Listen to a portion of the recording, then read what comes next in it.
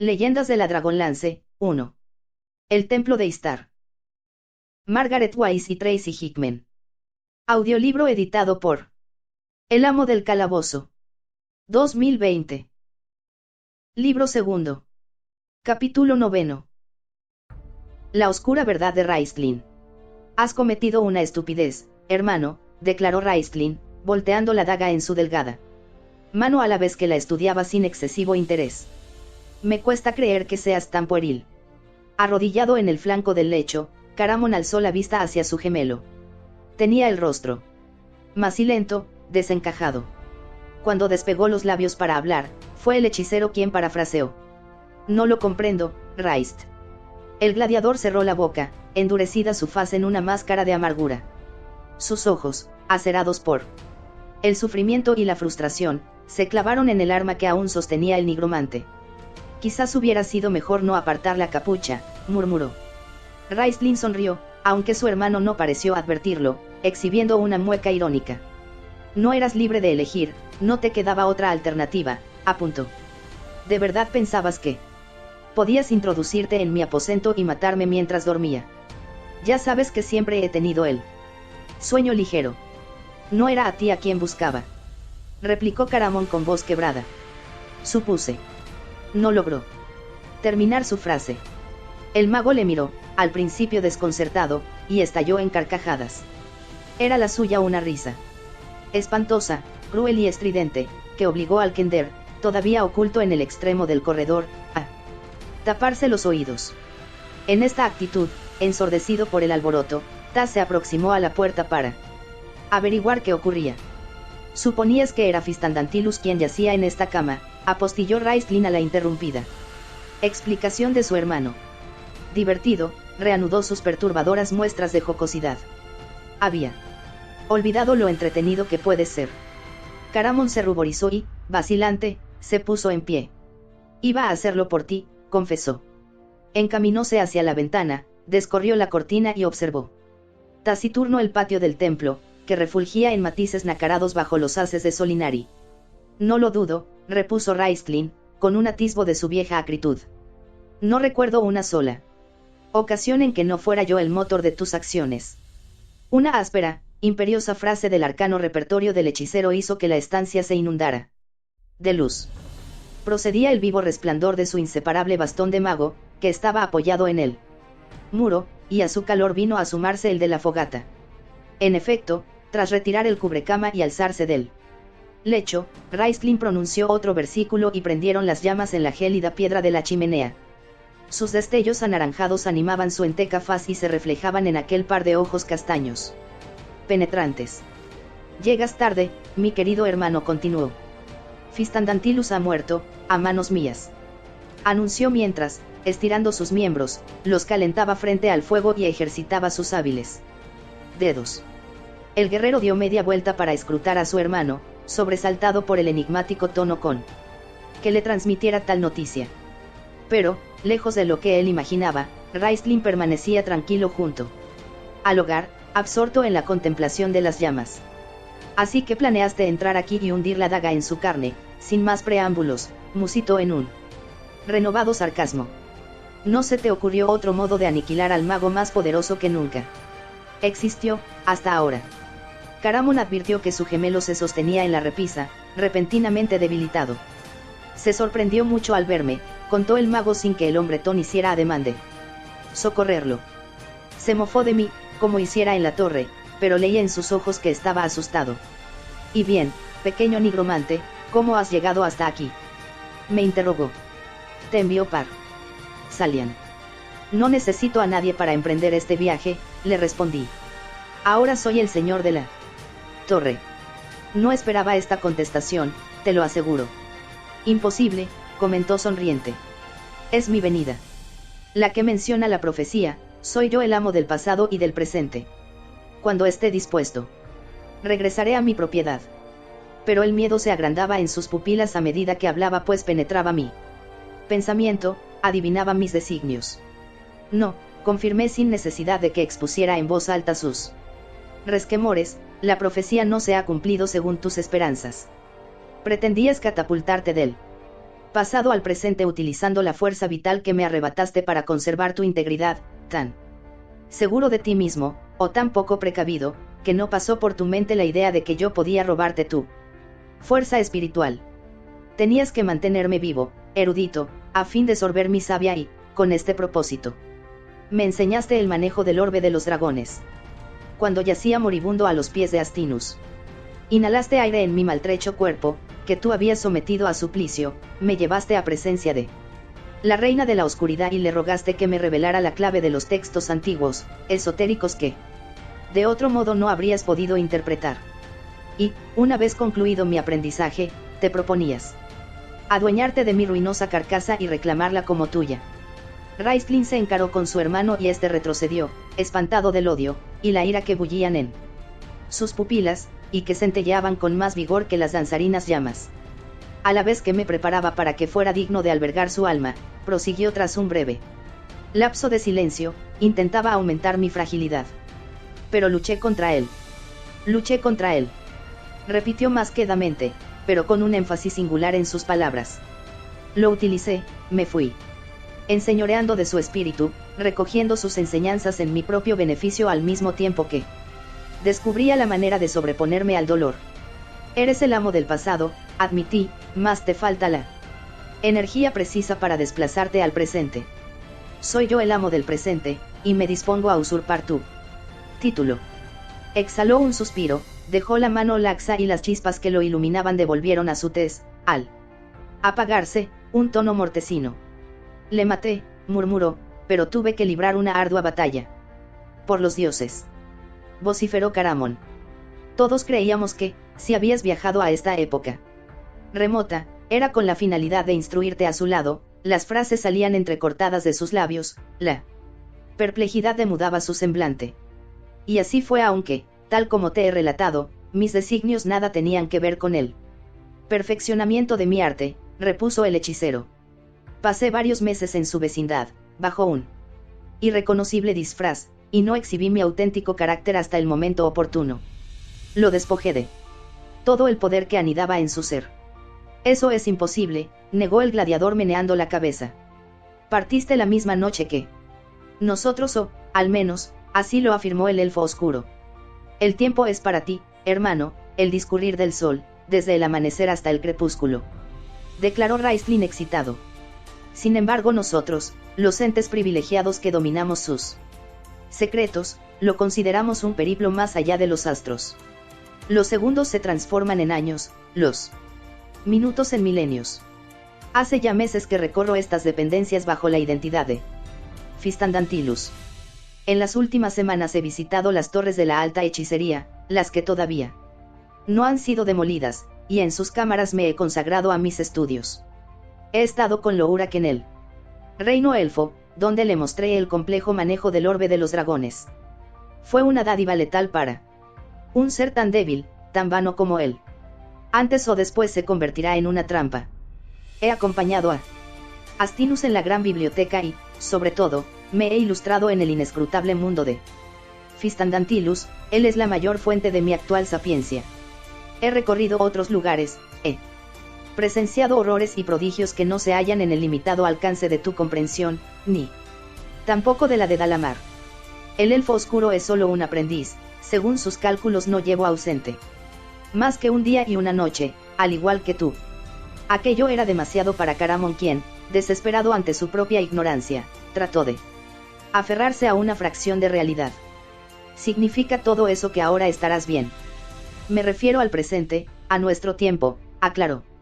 Incapaz de argumentar como deseaba. Tu tez ha cesado de ser dorada, se han desvanecido los relojes de arena de tus ojos. Tu aspecto es el de tus años de juventud, cuando fuimos a la torre hace 7 años. Al regresar, conservarás tu apariencia. No, hermano, lo desengañó Raistlin con la paciencia de quien explica un concepto nuevo a un niño. Suponía que Parsalian te había puesto en antecedentes, pero veo que me equivocaba. Oh. ¿Acaso no supiste entenderle? El tiempo, la historia, es un río que nunca altera su curso. Lo único que he hecho es encaramarme a un margen y arrojarme al agua en otro punto de su fluir, sin evitar que me arrastre. He Se interrumpió de manera brusca para centrar su atención en la puerta. Hizo un rápido gesto con la mano y la hoja, hasta entonces encajada en el dintel, se abrió bruscamente. Das Leof Buenerfold. Adosado a su otro lado, se precipitó en la sala y cayó de bruces. Hola, saludó el kender en actitud jovial, levantándose del suelo. Iba a llamar, nunca me habría atrevido a espiaros.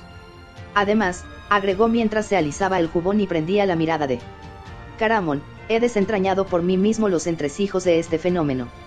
Si Fistandantilus era Raistlin, bien podía Raistlin asumir la identidad de Fistandantilus. Hasta aquí su exposición era clara, mas al seguir hablando nació el embrollo. Lo ocurrido es que Fistandantilus se metamorfosea en Raistlin y este pasa a ser Fistandantilus, para luego volver a ser tu hermano. Así de simple. El guerrero, que nadaba en un confuso torbellino, consultó a su gemelo.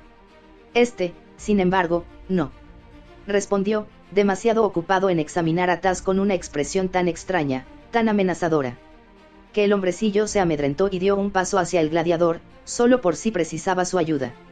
Naturalmente.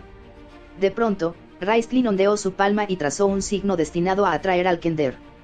Taz Leof no notó que sus piernas se movían, pero se nubló su vista unos segundos y, sin saber cómo, se halló sujeto por el cuello de la camisa a escasas pulgadas del hechicero. ¿Por qué decidió enviarte Par-Salian también a ti?, preguntó en una voz monótona que hizo vibrar la piel de su prisionero, tal como Flint solía comentar. Pensó que Caramon necesitaría mi concurso, empezó a mentir el kender, pero, al sentir que el nigromante hincaba su zarpa en el hombro que tenía atenazado, rectificó. Verás, lo sé cierto. Balbuceó, es que no entraba en sus planes incluirme en la aventura. Fue un accidente, al menos en lo que a él concierne.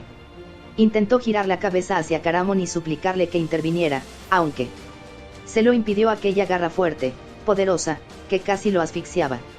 Si me dejaras respirarme, resultaría más fácil referirte los hechos, tuvo agallas para exigir. Continúa, le ordenó Raistlin imperturbable, zarandeándole.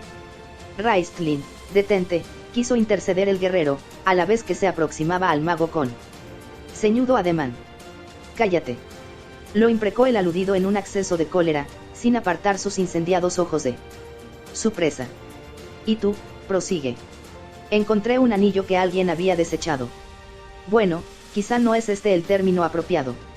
Se corrigió de nuevo, alarmado frente a aquellas pupilas escrutadoras que lo conminaban a decir la verdad dentro, por supuesto, de sus posibilidades. Sería más exacto afirmar que entré en la habitación de alguien y la sortija cayó, por arte de magia, en una de mis bolsas. Debió de ser así. Pues ignoro cómo fue a parar al fondo del saquillo. En cualquier caso, cuando el individuo de la túnica roja devolvió a Bupu a su ciudad, comprendí que yo sería el próximo y no podía abandonar a Caramon. Elevé una plegaria a Fisban, o sea, a Paladine, ajusté la joya a mi dedo y me transformé en ratón. Hizo una pausa al pronunciar esta última frase, a la espera de provocar en su audiencia una reacción de asombro. Pero, insensible a su teatralidad, Raistlin comenzó a arder de impaciencia y retorció un poco más el cuello de su camisola, de tal suerte que Taz se apresuró a reanudar su historia, temeroso de que le faltase el resuello. Conseguí esconderme, explicó con voz chillona, similar a la que usara como roedor, en el laboratorio de Par-Salian y contemplé los portentos que allí se estaban obrando. Las rocas cantaban.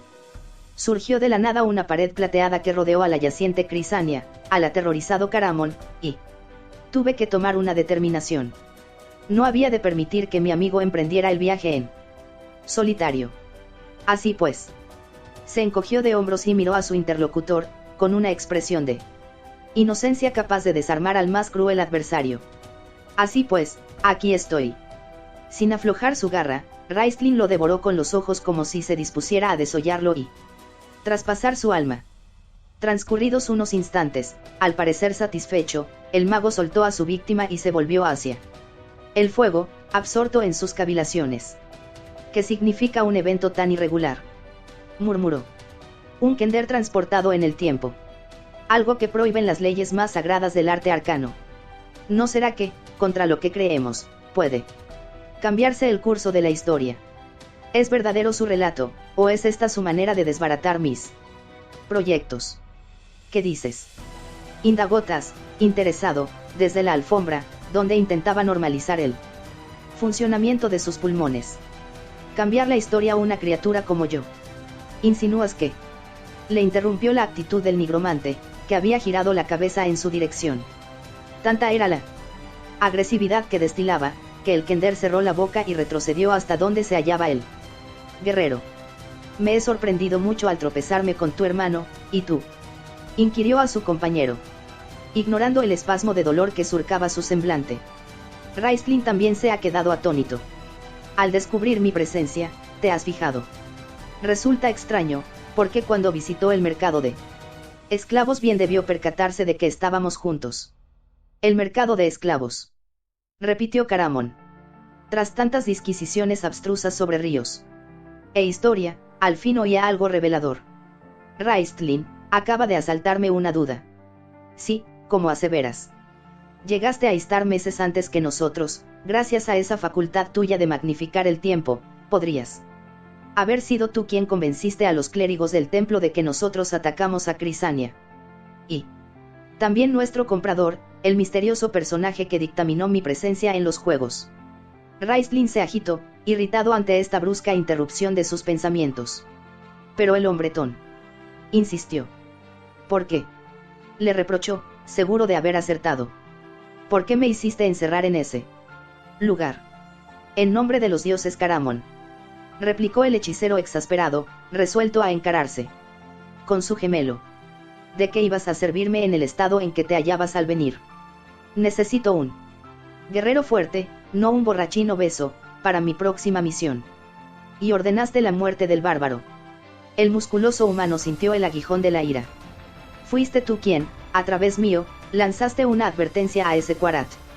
No seas absurdo, hermano, lo reconvino Raistlin. ¿Qué pueden importarme a mí las mezquinas intrigas de la corte, sus insulsas patrañas? Si quisiera deshacerme de un enemigo, la vida escaparía de sus viseras en cuestión de segundos. Quarath se vanagloria de merecer mi interés, para él es un honor. Pero el enano solo oye el tintineo del dinero al caer en su palma. De todos modos, puedes imaginar lo que gustes. No es asunto que me inquiete. Caramon guardó silencio, sumido en la reflexión. Taz, por su parte, abrió la boca. Había centenares de preguntas que deseaba formular al mago, pero el gladiador le dirigió una mirada fulgurante y volvió a cerrarla. Tras revisar mentalmente las manifestaciones de su hermano, el hombretón rompió su mutismo a fin de indagar. ¿De qué misión hablabas hace unos momentos? Por ahora prefiero guardar el secreto, contestó el hechicero. Lo sabrás a su debido tiempo. Si me permites expresarlo así. Aunque mi trabajo progresa aún no ha concluido, hay alguien además de ti a quien tengo que moldear hasta que se avenga a mis designios. Crisania, adivinó Caramon. Todo está relacionado con tu plan de desafiar a la reina de la oscuridad, ¿no es cierto? Si no me equivoco, necesitas a una sacerdotisa. Estoy fatigado, lo atajó Raistlin. Con un gesto apagó la fogata de la chimenea, con una queda voz de mando disolvió la luz del bastón de mago.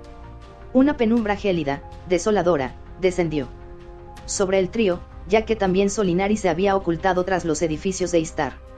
El nigromante atravesó la estancia entre el susurrante murmullo de su túnica, y suplicó, deja que me abandone al sueño.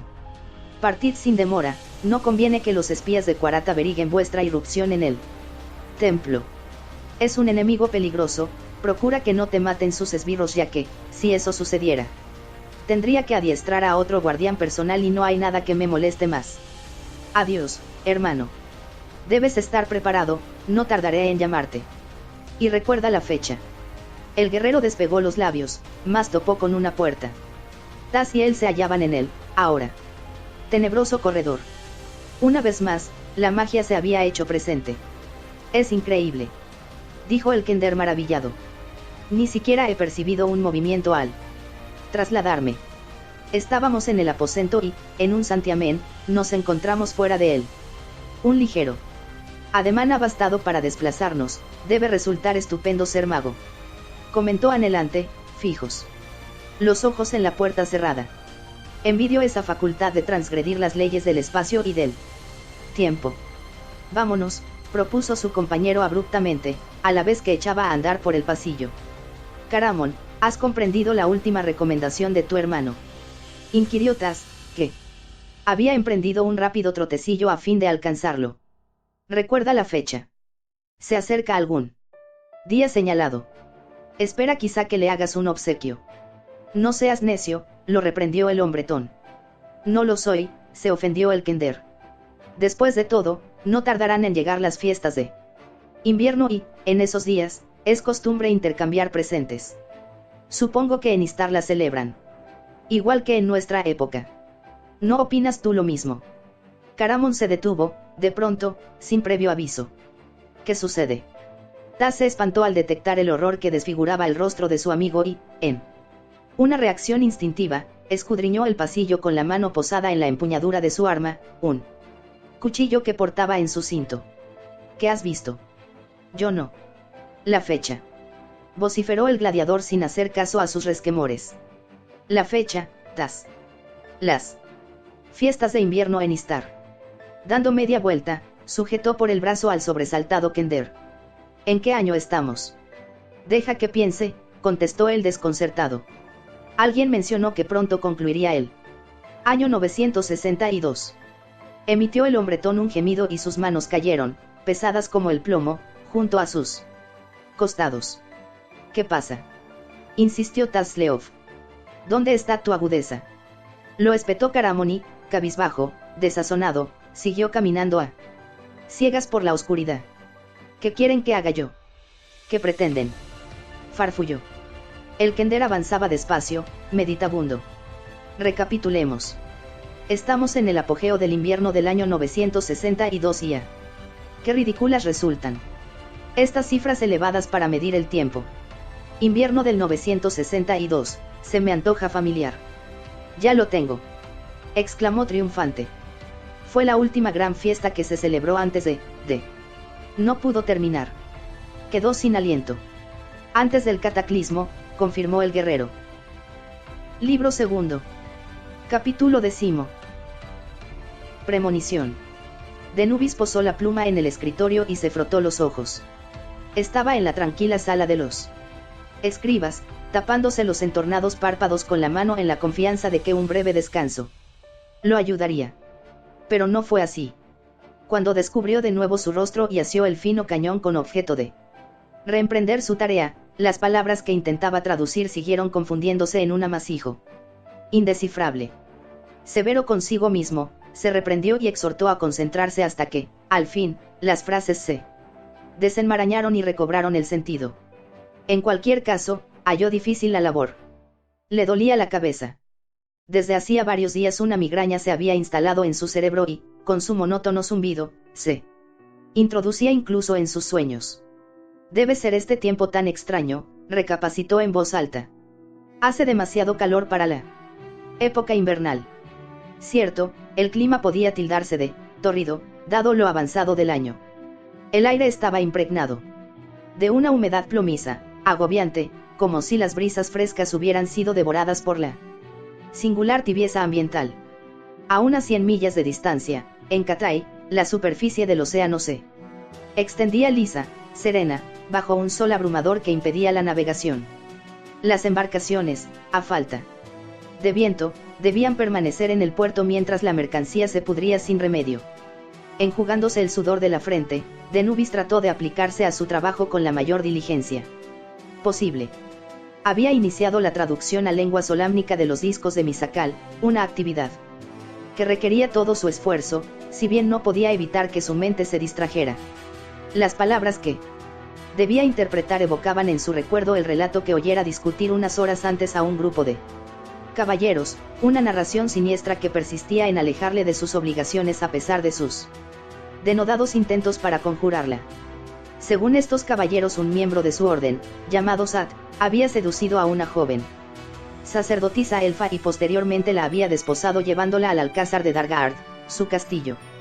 Pero Sat ya había estado casado con otra mujer, al decir de los participantes en la conversación y, además, se aseguraba que esta primera esposa había muerto en trágicas circunstancias. Los dignatarios de Solamnia enviaron una delegación para arrestar a Sat y retenerle hasta el momento del juicio, pero el alcázar se había convertido en una fortaleza defendida, a capa y espada, por los leales seguidores del abyecto señor.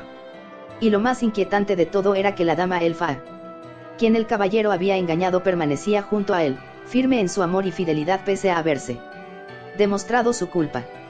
Denubis se estremeció y se conminó a descartar sus perturbadoras reflexiones. Fue imposible. Cometió un error en cuanto se puso a trabajar en la primera frase. Era inútil. Dejó la pluma en la mesa, en el instante en que se abría la puerta de la sala de los escribas. Al oír el ligero chirriar de los goznes, se apresuró a recoger la delicada herramienta y comenzó a garabatear en el pergamino. Denubis, lo invocó una voz vacilante. «Saludos, querida Crisania», respondió él sonriente. «Si te molesto puedo volver más tarde», ofreció la sacerdotisa. «No, de ningún modo», le aseguró el clérigo, «es un placer verte». No era una simple fórmula de cortesía. La presencia de la dama poseía el don de serenarlo, hasta tal punto que incluso la migraña pareció mitigarse. Abandonó el solícito eclesiástico su banqueta y fue en busca de 2 sillas, una para él y otra para su invitada. Acomodóse cerca de la hija venerable, mientras se preguntaba, en su fuero interno, el motivo de su visita. «Me gusta este lugar», declaró Crisania contemplando la silenciosa y pacífica estancia. «Me cautiva su intimidad, en ocasiones me cansa el ajetreo del templo», confesó, a la vez que clavaba los ojos en la puerta que conducía a los salones principales. «Sí, resulta relajante», asintió el clérigo. «Al menos en la actualidad. Cuando llegué aquí, hace de ello varios años, estaba atestada de eruditos que traducían la palabra de los dioses a diferentes lenguas para hacerla accesible a todos los pobladores de KRYNN. Pero el príncipe de los sacerdotes juzgó innecesario tan ingente esfuerzo y, uno tras otro, todos abandonaron la tarea a fin de consagrarse a quehaceres más importantes. Excepto yo. Supongo que soy demasiado viejo», añadió. A guisa de disculpa. «Intenté dedicarme a otros menesteres, mas no hallé ninguno que me satisfaciera y resolví seguir. A nadie le importó, o a casi nadie. No pudo por menos que arrugar el entrecejo al evocar sus largas charlas con Quarat, quien lo hostigaba sin tregua para sacar el mejor partido de sus aptitudes. El hijo venerable, no obstante, tuvo que darse por vencido, desistiendo de enderezar aquel caso perdido. Denubis se zambulló de nuevo en sus pergaminos, sus libros, que tras horas de incansable labor mandaba a Solamnia, a una biblioteca donde yacían apilados sin que nadie los leyera. «Pero no hablemos de mí», propuso, al estudiar el macilento rostro de la eclesiástica. «¿Qué es lo que te ocurre, querida? Quizá no te encuentras bien». «Perdona mi indiscreción, si oso interrogarte es porque me inquieta tu aspecto. Te he observado en las últimas semanas y no me ha pasado desapercibida tu tristeza, lo desdichada que te sientes». Crisania posó la mirada en sus manos, enlazadas sobre el regazo, antes de alzarla hacia su oponente y consultarle. «Denubis, ¿tú crees que la Iglesia representa la voluntad de los dioses, como debería hacer?» No era eso lo que él esperaba. La conducta de la dama se asemejaba más a la de la muchacha que ha sido defraudada por su amante que a la de un creyente decepcionado. «Por supuesto», contestó confundido. «¿De verdad?», persistió ella, tan penetrante su voz y sus pupilas que Denubis quedó anonadado. «Hace ya tiempo que sirves a esta institución, cuando te iniciaste en sus secretos. Todavía no habían sido investidos el príncipe de los sacerdotes y sus ministros. Has sido testigo de sus paulatinas transformaciones. ¿Opinas que ha mejorado?». El eclesiástico abrió la boca para afirmar que sí, que no podía ser de otra manera con un hombre tan santo como máximo mandatario, pero los acerados ojos de su interlocutora la sellaron abruptamente. La sacerdotisa traspasaba su alma, iluminaba aquellos recovecos donde había ocultado sus críticas durante decenios. «Incómodo», pensó en Fistandantilus. «Verás, quizás hay». Estaba balbuceando y lo sabía, así que guardó silencio. «Crisania», advirtió su rubor, viendo en él una constatación de sus recelos. «Ha mejorado», aseveró con firmeza el clérigo, temeroso de resquebrajar la fe de la mujer. «¿Cómo, en un pasado remoto, vacilase la suya. No debes mirarte en mi espejo, cuando se está en las puertas de la vejez uno se muestra reticente a los cambios. Eso es todo, el problema radica en nosotros y no en los necesarios progresos que exige la vida, insistió, hasta la nieve era más blanca en los viejos tiempos, solemos decir. El motivo de nuestra actitud negativa es que nos abruma la modernidad, que no la comprendemos. La Iglesia actual hace un gran bien al mundo. Querida, establece medidas de orden en la tierra y provechosas estructuras en la sociedad. Las quiera o no esa sociedad a la que pretende favorecer, replicó Crisania, si bien él optó por ignorarla. Se halla en vías de erradicar el mal, prosiguió y, de pronto, la historia del caballero Sat cruzó su mente en una irrefrenable secuencia. Acalló presto su influjo perturbador, mas había perdido el hilo de su discurso y, pese al afán que puso en retomarlo, la dama se le adelantó. ¿Tú crees?, inquirió. ¿Podrá extirpar la perversidad de la faz de KRYNN? A mi juicio nos asemejamos a esos niños que por la noche, en la soledad de su aposento, encienden una vela tras otra para ahuyentar la oscuridad. Ni ellos ni nosotros entendemos que ésta tiene una razón de ser y, agobiados por el pánico, acabamos provocando un incendio. Las implicaciones de estas palabras escaparon a la percepción de Denubis, pero Crisania no se interrumpió, presa de un creciente desasosiego. Era ostensible que había albergado tales pensamientos durante meses y, al hablar, les daba al fin una forma concreta. No ayudamos a quienes se descarrían, no nos molestamos en guiarles hacia el camino recto. Les volvemos la espalda con la excusa de que son criaturas indignas o, peor aún, nos desembarazamos de ellos. ¿Sabías que Quarath tiene el proyecto de aniquilar a los ogros? Pero, querida, se trata de una raza de asesinos, de villanos, protestó Denubis sin poner excesivo énfasis. Una raza creada por los dioses, como nosotros mismos, fue la contundente respuesta de Crisania. ¿Ostentamos acaso el derecho, en nuestra imperfecta comprensión de las grandes leyes del universo, de destruir a seres que moldearon las divinidades? Según esos argumentos hasta la vida de las arañas ha de ser respetada, aventuró irreflexivamente, el clérigo. Al estudiar la expresión de asombro de su oponente, sonrió y trató de excusarse. No me hagas caso, era un delirio senil. Vine aquí persuadida de que la Iglesia era el máximo exponente de la benignidad, y ahora me atormentan. No pudo concluir, hubo de cobijar el rostro entre las manos. A Denubis le dolía el corazón más aún que la cabeza. Extendiendo su trémula palma acarició la suave y negra melena de la sacerdotisa, deseoso de consolarla como habría hecho con la hija que nunca tuvo. No te avergüences de estos titubeos, pequeña, le aconsejó, sin olvidar que también a él le habían obsesionado los suyos. Habla con el príncipe de los sacerdotes, él disipará tus resquemores con su inmensa sabiduría. Crisania lo miró esperanzada. Querrá escucharme. Naturalmente, la tranquilizó Denubis. Esta noche celebra audiencia, será el momento oportuno. Y no temas, tus preguntas no despertarán su cólera. De acuerdo, accedió la mujer en actitud resuelta.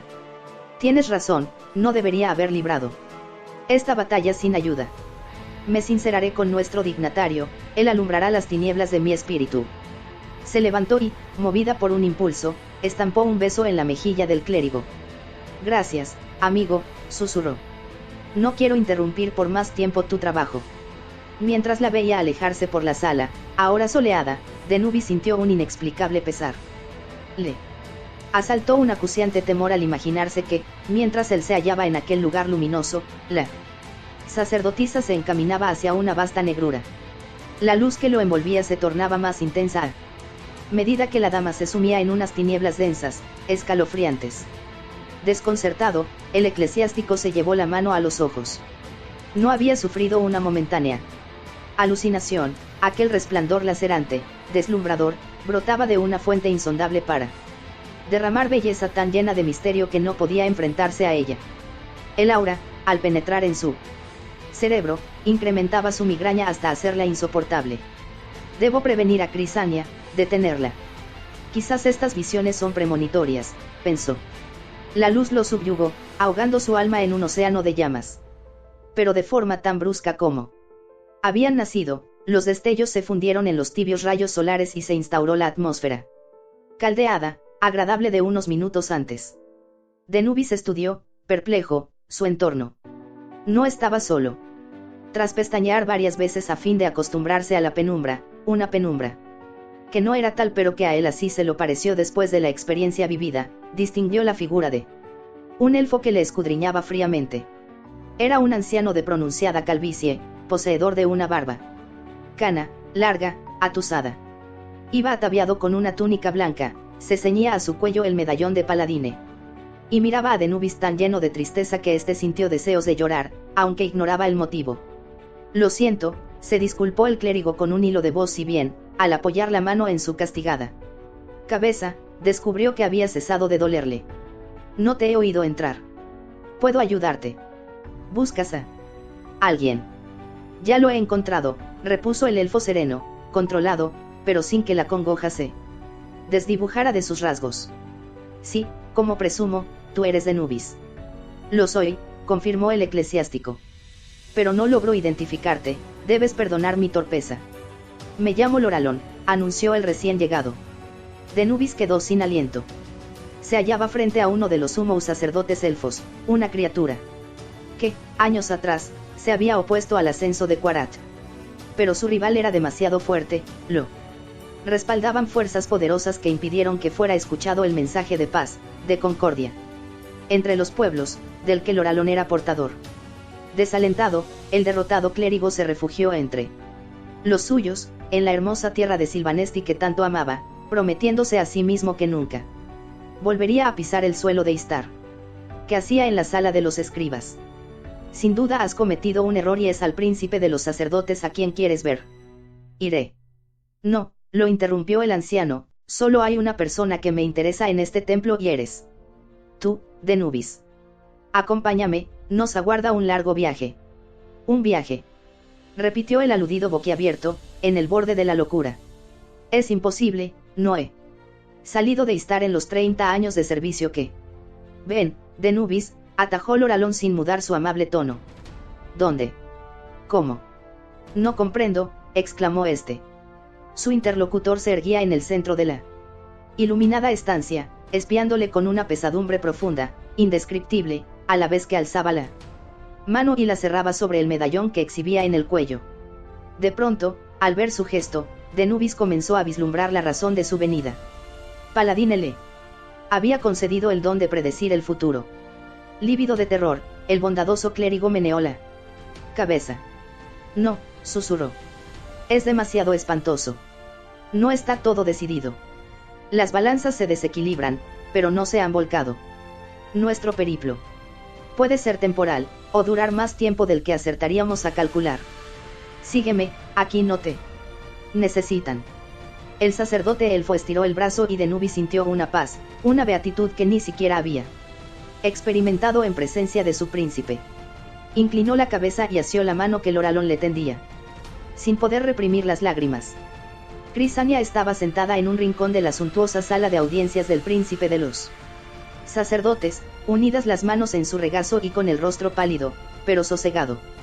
Nadie que se hubiera detenido a observarla, habría detectado el torbellino que azoraba su alma. Nadie, salvo él. Personaje que acababa de entrar en la cámara y que, pasando desapercibido a los presentes, se había instalado en un umbrío recoveco para vigilar a la dama. Al escuchar la voz musical del sumo mandatario, el extraordinario acierto con que dilucidaba los urgentes asuntos de Estado, aquella versatilidad que le permitía pasar, sin intervalo, de los temas políticos a otros de mayor trascendencia, los relativos a los enigmas del universo, Crisania se ruborizó. En medio de tanta sapiencia, ¿cómo osaría abordarlo para plantear sus mezquinas dudas? Le vinieron a la memoria unas palabras de Elistan: no recurras a otros cuando necesites respuestas, búscalas en tu corazón, pasa revista a tu fe.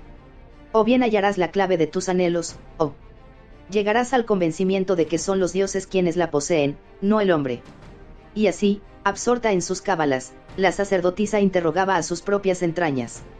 Pero la paz que ansiaba se obstinaba en eludirla y, de pronto, decidió que quizá no había respuestas a sus disquisiciones. El contacto de una mano en su brazo interrumpió sus pensamientos. Cuando alzó la faz, sobresaltada, una voz hiceó en su oído. Tus preguntas tienen respuesta, Crisania. Reconoció aquel timbre y, dominada por un súbito nerviosismo, escudriñó las sombras de la capucha a fin de confirmar sus sospechas. No distinguió los rasgos, de modo que lanzó una fugaz mirada a la mano que la sujetaba y al atuendo de su dueño. Vestía una túnica de terciopelo negro.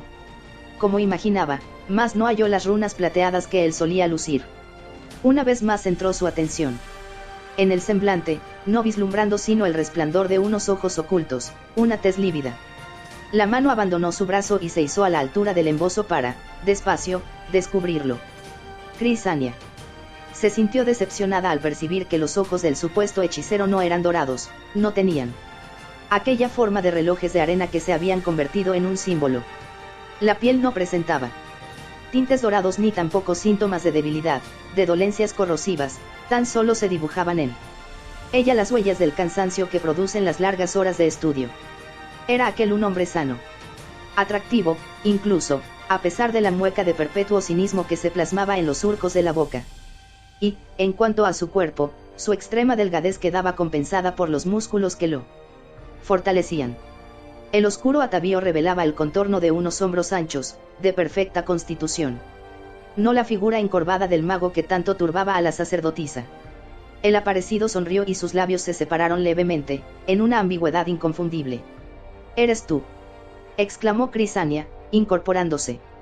Él depositó de nuevo la mano en su hombro y ejerció una ligera presión, para impedir que se levantara. «Permanece sentada, hija venerable», instó a la dama.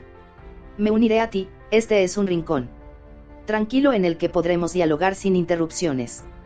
Trazó un imperceptible sesgo en el aire y una silla, hasta entonces semioculta en el otro extremo de la sala, voló hasta él. La eclesiástica espió la asamblea con el temor reflejado en el rostro, pero, si alguien se había percatado del prodigio, prefirió ignorarlo. Sus ojos se posaron entonces en el recién llegado, y enrojeció su tez al observar la expresión burlona con que la miraba. «Estoy encantada de verte, Raistlin», dijo con acento formal a fin de disimular su sonrojo. «También yo de hallarme a tu lado», fue la cortés respuesta del hechicero, pronunciada con aquel tono de superioridad que tanto la disgustaba. «Pero mi nombre no es Raistlin». «Discúlpame», titubeó ella, encendidas ahora sus mejillas en un rubor purpúreo. «Tus rasgos, tu porte me han recordado a alguien que una vez conocí. Quizá desentrañe el misterio si te digo que, para todas estas criaturas que nos circundan, me llamo Fistandantilus». La sacerdotisa se estremeció sin poder evitarlo, azuzada por la sensación de que las luces de la estancia se ensombrecían. «No», repuso meneando, incrédula, la cabeza. «Eso es imposible. Viajaste a esta época remota para aprender del ser que acabas de mencionar». «Te equivocas», insistió el interpelado. «Vine con el propósito de metamorfosearme en él». «He oído contar historias sobre Fistandantilus», se obstinó la eclesiástica, «y es abyecto, vil». Durante todo este intercambio no había cesado de escrutar a su oponente, presa de un recelo teñido de espanto. «Su perversidad ya no existe», contestó Raistlin. «Ha muerto». «¿Has sido tú?», inquirió Crisania con un hilo de voz. «De lo contrario él habría acabado conmigo», explicó el mago imperturbable, «como destruyó a tantos infelices. Era su vida o la mía. Hemos cambiado un influjo maligno por otro». «La estoy perdiendo», pensó Raistlin al advertir la desesperanza que ribeteaba aquellas palabras. La examinó en un perfecto mutismo mientras ella se revolvía en su asiento, ladeado el semblante.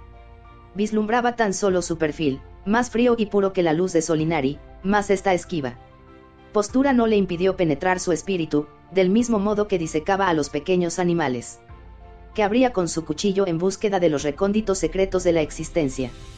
Desmembraba a unos para ver el pálpito de su corazón y, a la sacerdotisa, la desnudaba de sus defensas externas en un intento de leer en su alma.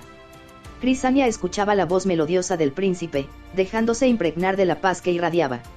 Su aparente beatitud, sin embargo, no engañó al suspicaz hechicero, quien recordaba el aspecto que ofrecía al entrar él en la sala.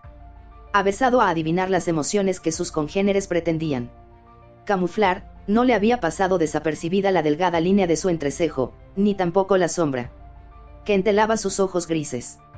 Mantenía las manos enlazadas en su regazo, pero él vio cómo sus dedos arañaban el paño del vestido. Además, conocía su conversación con Denubis y las dudas que la agitaban, que arrastraban su fe al borde del precipicio. No había de resultarle difícil lanzarla al vacío y, si tenía un poco de paciencia, quizá la eclesiástica se arrojaría por su propia voluntad. Reflexionó el mago sobre cómo ella se había sobresaltado al sentir su contacto, así que, cuando menos lo esperaba, se inclinó hacia su muñeca y la aferró con firmeza.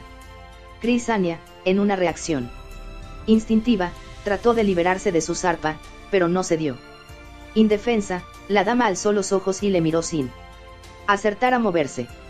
¿De verdad crees eso de mí?, preguntó Raistlin con el desencanto de quien, tras haber sufrido indecibles tormentos, constata que de nada sirvió su sacrificio. La sacerdotisa, desencajada por el dolor que él le transmitía, hizo ademán de hablar, pero el nigromante prosiguió, dispuesto a hurgar en la herida. Fistandantilus tenía planeado volver a nuestro tiempo, aniquilarme, enseñorearse de mi cuerpo e iniciar su andadura allí donde la abandonara la reina de la oscuridad. Quería gobernar a su antojo a los dragones del mal, sabedor de que sus señores, entre ellos mi hermana Kitiara, se arracimarían en torno a su estandarte. Así, la guerra habría asolado de nuevo la faz del mundo. Yo lo he salvado de esta amenaza, concluyó en tonos apagados. Sus pupilas atraparon las de Crisania, como sus dedos aprisionaron la delicada muñeca. Al contemplarse en ellas, la sacerdotisa se vio reflejada en un espejo y se enfrentó no a la severa, pálida erudita que tenía a Galacer, sino a una mujer hermosa y tierna. Este contraste fue un revulsivo. De pronto, comprendió que el hechicero había confiado en su ayuda y ella le había defraudado. La pesadumbre que destilaba su voz era irresistible, si bien, cuando de nuevo intentó manifestarse, Raistlin reanudó su parlamento, muy cerca de su oído. Conoces mis ambiciones, Siseo, no he tenido inconveniente en abrirte mi corazón. Aspiro, ¿acaso, a provocar una contienda que me permita conquistar el mundo? Kitiara, mi hermanastra, me visitó para proponérmelo y yo rehusé sin vacilaciones. Me temo que tú pagaste las consecuencias de aquella negativa, afirmó entre suspiros. Le hablé de ti, Crisania, de tu bondad y tu poder, con tanto énfasis que ella montó en cólera y encomendó tu muerte a su esbirro de ultratumba, el caballero Sat. De ese modo esperaba desterrar tu influencia de mi espíritu. ¿Es auténtica esa influencia?, indagó Crisania, que ya no se esforzaba en desembarazarse de su garra, con un temblor de júbilo en su timbre. Quizás he logrado que atisbes las sendas del bien, de la iglesia. De esta iglesia, corrigió Raistlin, entre amargo y desdeñoso. Retirando su mano de manera repentina se reclinó en su asiento, recogió los pliegues de su túnica y clavó en su oponente una mirada aún más sarcástica que la mueca de sus labios. El desasosiego, la ira y un súbito sentimiento de culpa tiñeron los pómulos de la sacerdotisa de unas claras matizaciones rosadas, la gris intensidad de sus ojos se tornó azúrea. Hasta sus labios tomaron color, confiriéndole una belleza que no escapó a la percepción de Raistlin pese a su esfuerzo por ignorarla. Este turbador descubrimiento le molestaba, amenazaba con desviarle de su propósito. Irritado, lo descartó y se concentró una vez más en su charla. No desconozco tus dudas, Crisania, declaró, adivino tu profundo descontento. Has penetrado los entresijos de la iglesia, eres tan consciente como yo de que solo se intenta manipular el mundo a su albedrío en lugar de predicar las enseñanzas de los dioses. Has presenciado escenas en las que los clérigos, sedientos de supremacía, sellan pactos políticos, derrochan en banalidades el dinero que debería gastarse en alimentar a los pobres. Al catapultarte a la antigua Istar te proponías rehabilitar esta institución, demostrar que fueron otros, y no sus ministros, quienes obligaron a las divinidades a hundir bajo la montaña ígnea a los transgresores de sus leyes. Abrigabas la esperanza de acusar a los hechiceros de la hecatombe, me equivoco. Incapaz de afrontar este reproche, la dama apartó su semblante. Pero la humillación que la atenazaba era ostensible en sus más mínimos gestos. Raistlin se mostró inconmovible. Se acerca el cataclismo, aseveró, los verdaderos sacerdotes ya han abandonado el templo. Tu amigo de Nubis, por ejemplo, ha partido esta misma tarde. Eres tú, Crisania, la única sierva del bien que queda en la ciudad. Eso es imposible, susurró la eclesiástica, con los ojos desorbitados ante tan imprevista noticia. Inspeccionó la sala y, por primera vez desde su llegada, prestó atención a los grupos que cuchicheaban lejos del príncipe de los sacerdotes. Los oyó parlotear sobre los juegos, discutir acerca de la distribución de los fondos públicos y comentar la necesidad de formar ejércitos, único medio para aplastar a los rebeldes, todo en nombre de la Iglesia. Y entonces, como si quisiera ahogar tan mezquinos conciliábulos, la voz dulce, armoniosa del máximo dignatario inundó su alma, calmando su zozobrante ánimo. El príncipe seguía allí, en su trono, la invitaba a desechar la negrura y volverse hacia la luz donde su fe inquebrantable, pura, había de defenderla de cualquier tentación. Todavía existe la bondad en el mundo, dijo, fortalecida en sus convicciones. Mientras este hombre sin mácula, elegido de los dioses, ostente el poder, no creo que estos últimos descarguen su ira sobre la Iglesia. Sí, como relata la historia, están a punto de invocar una hecatombe, es para castigar a quienes vuelvan la espalda a nuestro santo estamento. Su tono era desapasionado, su serenidad irrefutable. Se levantó resuelta a salir y Raistlin, tras imitarla, se aproximó a ella sin cejar en su empeño. Ajena al escrutinio al que su interlocutor la sometía, la sacerdotisa prosiguió. O quizá las divinidades condenarán con su acción a todos cuantos se obstinan en ignorar el prudente mandato del príncipe, la verdad que él simboliza. Sin duda él presiente la catástrofe. Implora la piedad de los supremos hacedores en un desesperado intento de evitarla. Fíjate en ese hombre sin mácula, elegido de los dioses, le urgió el hechicero con su proverbial susurro. Estirando la mano, Raistlin inmovilizó a Crisania y la forzó a mirar al mandatario. Agobiada por los remordimientos, enfurecida consigo misma por su flaqueza y por haber permitido que el nigromante ahondara en ella, la dama forcejeó con objeto de apartarse. Pero él la sujetaba con firmeza, el contacto de sus dedos le abrazaba la piel. Fíjate en esa criatura, repitió el hechicero, al mismo tiempo que le hacía levantar la cabeza, para que contemplara la luz, la gloria que rodeaba al sumo dignatario. Sintió Raistlin que aquel cuerpo tan cercano al suyo se agitaba en un ligero temblor, y sonrió, satisfecho. Adelantando su encapuchada cabeza hacia la de la mujer, le murmuró al oído. ¿Qué ves, hija venerable? No recibió más contestación que un gemido. Descríbemelo, insistió, tibio su aliento al rozar el pómulo femenino. Un hombre, balbuceó Crisania, llena de perplejidad ante la imagen que se revelaba a su examen. Solo un ser humano, exhausto y asustado. Advierto las arrugas de su tez, las pronunciadas bolsas oculares que denotan un continuo desvelo. De sus azules pupilas se desprende un temor, un pánico que nunca osaría confesar en público. Comprendió, de pronto, la magnitud de sus palabras y cayó, consciente de la proximidad de Raistlin, del poder que sobre su talante ejercía aquel cuerpo musculoso pese a hallarse embutido en una gruesa túnica de terciopelo. Desconcertada, se soltó de un violento tirón. ¿En qué encantamiento me ha sumido?, inquirió enfurecida, encarándose a su oponente.